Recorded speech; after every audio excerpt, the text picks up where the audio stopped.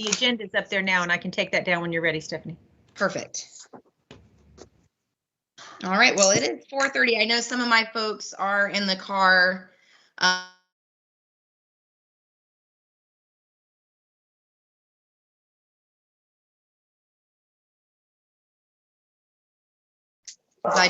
So we can go through. It says only meeting organizers and presenters can share. Should be a presenter. I'll try it again. Okay, thanks. As we're getting started, can I make an announcement? Who is that? That's Jason. Oh, sorry, Jason. I was like, where did that come from? I just wanted, if everyone hasn't heard, that we now have Brian Warren has accepted the position of the Associate Superintendent of HR. So just wanted to welcome Brian back to the negotiating table. Many of you have worked with Brian before, and we're so excited to have Brian in the role in this position. So welcome, Brian. Welcome back, Brian. Congratulations. Thank you. Stephanie, can I do all the niceties that we're at bargaining? Yeah, go ahead. Perfect. Just in case we forget. So the recording has started. It is November 19th, 2021, and we're here at the 10th bargaining session of the 21-22 school year. And we're focusing today on teacher contract language and the teacher salary increase allocation agreement. Thank you.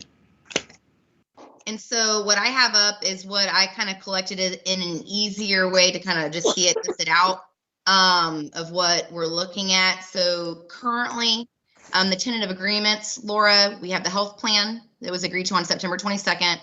We have Article 3, the school calendar updates to be in line with what we agreed to in Article 6, which was November 8th. Article 15 came from a joint recommendation from the Teacher Evaluation Advisory Committee. Again, that was bringing one piece in line with what we had changed and agreed to last year on November 8th. What we have outstanding that we're going to be going through today is Article 22 compensation, Appendix B teacher salaries, and Appendix C supplements. In subcommittee talks, PEA has agreed to take Appendix D off the table, and we will talk about that with you guys in the open book in the spring. So Appendix D has been taken off the table. And so I wanted to start with Article 22 because that's fairly straightforward. The only piece that we were hadn't agreed to was that special activity pay in 22. Everything else was the payroll frequency and then mirroring the language from the para and ESP compensation articles over. And so with us taking Appendix D off of the table with the special activity pay, we reverted back to that original language. So we believe Article 2 is ready for tentative agreement, because that was the only sentence that was still outstanding on 22 was the special activity pay. And so, and I had sent that over to you all Wednesday evening. So are we good with 22? Our side is.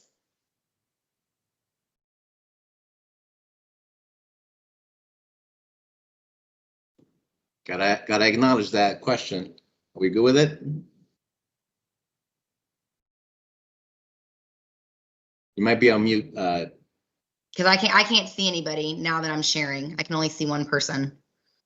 You're on mute, Jason. I will defer to the rest of our team, but I was good with that. All right. Okay, moving it to tentatively agreed to. 11, 19, 21. All right. So now let's look at, so Appendix B and Appendix C, just for people listening right now. We've been meeting in subcommittee for salaries for a couple months now, especially with the teacher salary increase allocation law being very convoluted and changing even from last year. And so what we are bringing is a joint proposal to the big table between PEA and district subcommittee for teacher salaries. And this is a joint proposal being brought to the big table. And it encompasses Appendix B salaries and Appendix C teacher supplements. And so, Jason, I'm going to share the bulleted list that we went through on Wednesday. All right, great. Okay.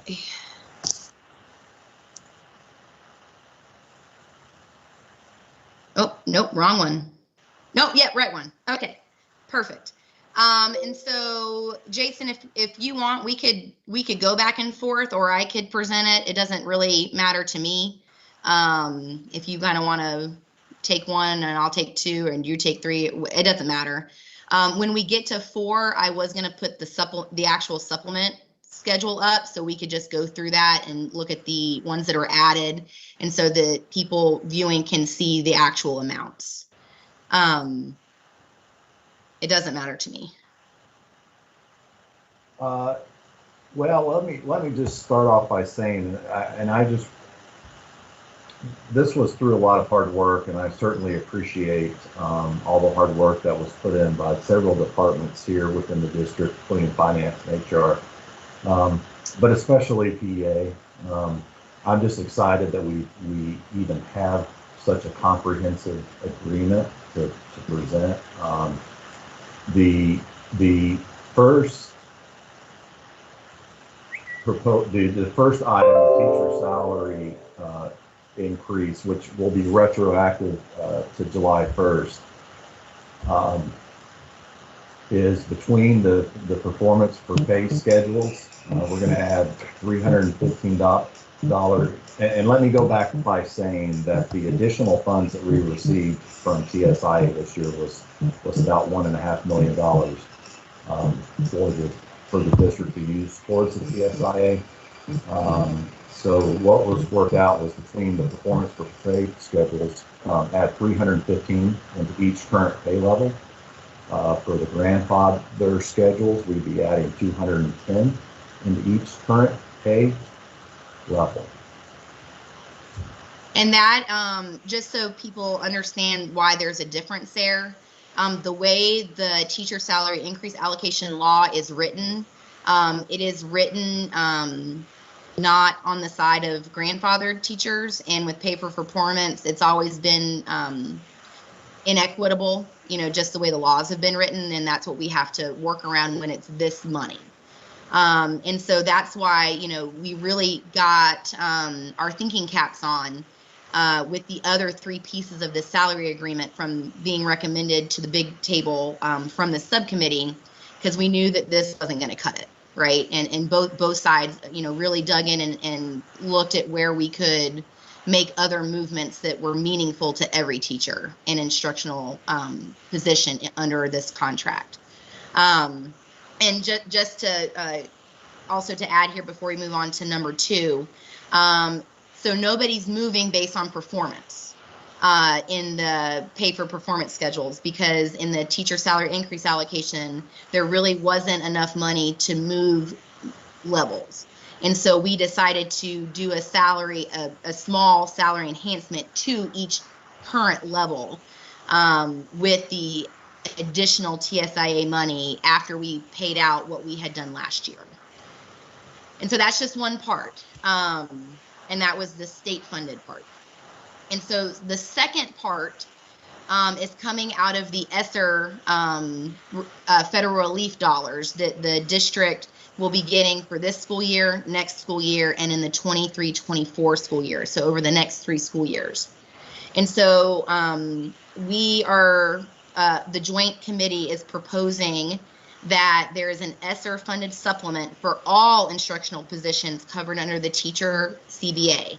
And so that's your classroom teachers, your non-classroom teachers, your school counselors, your deans, your testing coordinators, your OTPT, your SLPs, everybody that's covered under the instructional teacher contract. And so the first part of this is that it'll be $1,000 every year after taxes. And so the district has agreed to build in the taxes so that teachers see a net of $1,000. And this is a 3-year agreement for this year, for the 22-23 school year, and then the 23-24 school year. And in this school year, we are going to pay this out in 2 installments. Your first $500 after taxes would be paid out at the end of January, and you must be employed as of December 1st of this year. The second part of that $1,000 supplement, so $500 again after taxes, will be paid out at the end of May of 2022, the end of this school year, and you must be employed as of May 1st, 2022. The next 2 school years, the payout dates will be advertised by August 30th of that year, because we wanted to give some flexibility of potentially paying this out before the holidays too. And so that this gives us some flexibility to look at maybe a different payout schedule in the next 2 consecutive years. And one thing that was very important to both sides in bringing this jointly to you as a bargaining unit is that PCPS and PEA agreed to work together to add this $1,000 supplement into your actual salary schedules with the completion of the federal relief ESSER funds, so that teachers do not see a loss of income after this 3-year agreement. And so we felt that that was very important, because we didn't want to give you guys $1,000 for the next 3 years, and then all of a sudden in the 24-25 year, you don't see that 1,000 anymore. So that is part of the agreement. And we are very excited that we are able to use federal relief dollars to really pay you guys what you're doing in this very difficult pandemic situation, from instructional losses to working with, just extra with kids and just dealing with everything that this pandemic has thrown at us. And I do want to reiterate that this is a supplement, and supplements count towards your FRS. And that's very important. They are taxed regularly, and they count towards your FRS retirement. And so you will see that in your FRS. All right. Okay, so I'll take number 3 here, the advanced degree supplement. So we're Stephanie and her team did some work here to look at some surrounding districts, and this is an intent to beat our surrounding districts, at least on average. And I don't believe we have adjusted these advanced degree supplements in maybe 20 years. That's very long time. It's been a long time, before I had gray hair. So these supplements will be retroactive to July 1st, 2021. And these are going to happen over 2 years. So during this first year, master's degrees, which are currently at $2,181, will increase by $490 to $2,671. A specialist degree, which is currently $2,899, will increase by $809 to $3,708. And for a doctorate, which is currently $3,220, that will increase by $1,778 to a total of $4,998 for this year. Then on July 1st, 2022, the advanced degrees masters will move an additional $491 to $3,162. The specialist will increase another $809 to $4,517. And doctorate will increase an additional $1,778 to $6,776. So again, these are supplements, and they count towards your FRS just like they currently do. So we're very excited to have this agreement with these advanced degree supplements, because we know the work that it takes to even get these advanced degrees. And so we want to encourage people to be able to better themselves and better their craft, thus bettering our kids with more education. And we want to be able to make it monetarily worth your while. And we are very excited to move in this direction. And then the last part of this salary supplement, like improvement package, which again, I'm very, very ecstatic about, is Appendix C supplements. And so for that, I'm actually going to stop sharing this document, and I am going to put up the supplement schedules so that people can see.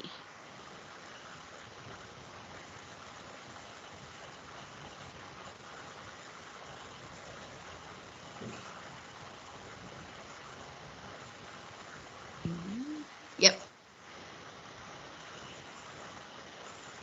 Oh, hold on. Let me get it up. I thought I already had it.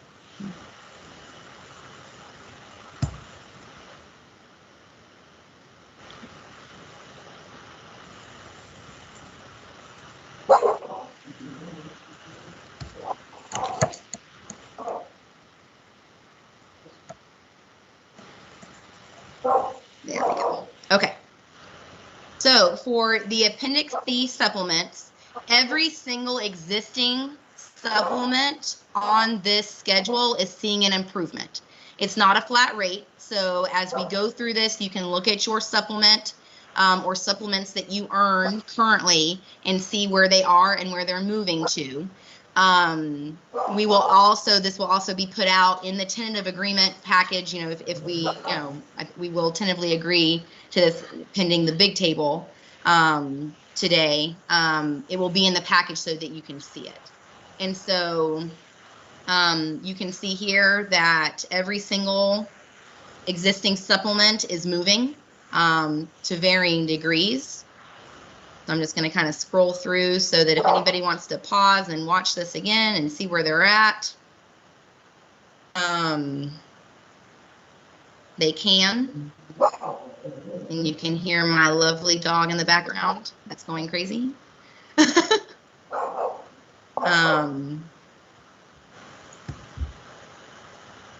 The one thing I know we're all very excited for is coming up on page 2. We are adding a middle school coaches section so that middle school coaches and middle school sports get appropriately supplemented. And so the middle school extramural coordinator is going to be getting $1,500. Basketball boys, girls, $1,000. Cross country, boys, girls, golf, boys, girls, soccer, boys, girls, tennis, track, volleyball, wrestling, all of those middle school sports coaches will be getting $1,000. And that is a brand new section. And then we have our other athletic supplements. Again, you're seeing improvements. And our high school senior high school supplements. In the high school senior supplements, where the deans are, we've added school counselors, testing coordinators, and teachers of dual enrollment. So the highlighted ones are new. And so those positions will be getting, we are proposing a $2,500 supplement for those positions. And again, we can see all the existing supplements getting improvements.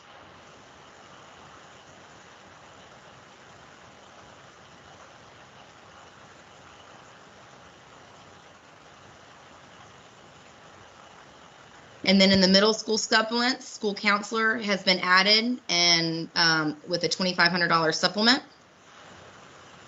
And again, all the other improvements to those supplements. Middle school intramural coordinator has been stricken out because we moved it to the middle school coaches section. Elementary school supplements, we've had 3 added. School counselor, $2,000. Elementary Honor Society, $800. And elementary instructional TV, $800.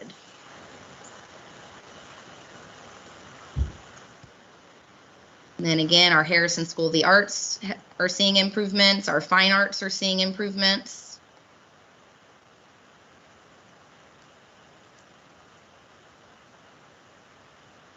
And then our vocational teacher supplements. There was a club that has existed for a while but wasn't listed, the FPSA, the Florida Public Service Association. So that has been listed under our vocational club and added to that list. The other change is under our senior high JORTC. We have stricken through 10-month schedules so that our 11 and 12-month JORTC instructors can also have access to the supplements for drill team, rifle team, and Raiders teams. And those have also increased. And then probably the biggest comprehensive piece here are these other non-extracurricular supplements. And so the health contact, so if you are a health contact for your school, and we had added this in the paraeducator and ESP contracts, just being a health contact would be a $200 supplement. If you work at a Title I school, which is about 93-ish of our schools, anyone covered under this CBA working at a designated Title I school will receive $500. If you are a highly effective grandfathered contract teacher, you will receive $500. And if you are teaching in a critical shortage area, which is reviewed annually as identified by the Florida Department of Education, I believe those certificates right now are ESE, ESOL, math, science. I think there's one other, but I'm blanking. And if you are actually have a teaching assignment in one of those critical shortage areas, you will also receive $500. We are very excited about those three in particular because this brings us in line with the performance pay statute of 2011, and very excited about this and being able to provide this to people that have needed this and then should have been getting it. And so we're very excited that we were able to agree with this with the district. And very excited we could bring this to you. Stephanie, you got a question from Laura? Hey, Stephanie, just to clarify, these are end of year supplements. So I know the HR gets a lot of calls whenever there's a new settlement, but to be employed through the end of the year on the date of the payment. Yes. And a clarification on the highly effective grandfather. There is no grandfathered contract, but I think you mean salary schedule. That's yes. Okay. Yes. All So, right. and actually grandfathered salary schedule. I can change that. Okay. And we will use the DOE list for critical shortage areas. Okay. Thank you, Laura. Thank you. And Stephanie, may I jump in as well? Absolutely. Also, with respect to conversations that we've been having to the health contact, it's our interpretation that there's one health contact per school, so that while they're listed across the 3 CBAs of teacher, para, ESP, there would still be only one, not one per contract, one per school. Well, actually, there's 3 to 6 at each school, and Heather's costed those out. Okay. Yeah. So we're good with that. So it's well, we're not good with one per school. There's 3 to 6 depending on the size of the school. Okay. And so Heather had already costed that out, and so Yeah. we were all good with that. Since they're all at the same rate, sorry, we just used the dollar amount with the estimated number. Yeah. And that's not the LPN, that's the backup to the LPN. Correct. Yes. And there are requirements for health contacts and that. Yeah, they have to be trained through Mark Wilcox. Yeah, absolutely. All right. So I will stop sharing. This is DJ. May I ask a question? Sure. Go ahead. Is there, like on middle schools, do the middle school testing coordinators get a supplement? So when I had talked to Brandon, because Brandon's our testing coordinator on our bargaining team, because high school testing coordinators are testing all year round, they have to do retakes in the fall. They do PSAT, SAT, ACT. They do retakes in the spring, and then they do the full spring in addition to AP. Whereas elementary and middle school testing coordinators have a heavy lift in the spring. Brandon had agreed that testing coordinators at the high school level do exponential in regards to testing than their middle school and elementary school counterparts. Okay, thank you. You're welcome. All right. So going through that, do we have a tentative agreement for the Appendix B and the Appendix C for the teacher contract. We do on our side. Okay. I believe we do on our side. All right. So I am moving these here. Yay. Well, it looks like, and since I take this off, I'm going to erase that. It looks like we have a full tentative agreement. Happy Thanksgiving. I cannot say how excited I am to have 3 contracts wrapped up literally before we go on Thanksgiving break. Excellent work, guys. Excellent work, everyone. So just for people watching, a tentative timeline, when we get back to school, Monday, November 29th, every teacher will receive an email from me outlining the ratification process, the timelines, and voting. And then we will advertise the contracts, or the contract, because it's only the teacher contract now. It'll be out for 10 days, and we're going to do Election Buddy again, the electronic ballot that the teachers did in the spring, and our paras and ESPs just did it as well. It has worked really smoothly for us, and so our time frame is to have the contracts out for 10 working days from November 29th to December 13th. And then December 13th, you will receive an email from Election Buddy that your ballot, just like we did in the spring, you'll click on your individual unique link, you'll vote. Voting will close Thursday, December 16th. And then we will announce the results on Friday, December 17th. The board will ratify in January, and we are looking at getting these pay increases on your end of January check. And so that is the tentative timeline right now. And so I know that there's going to be a lot of questions.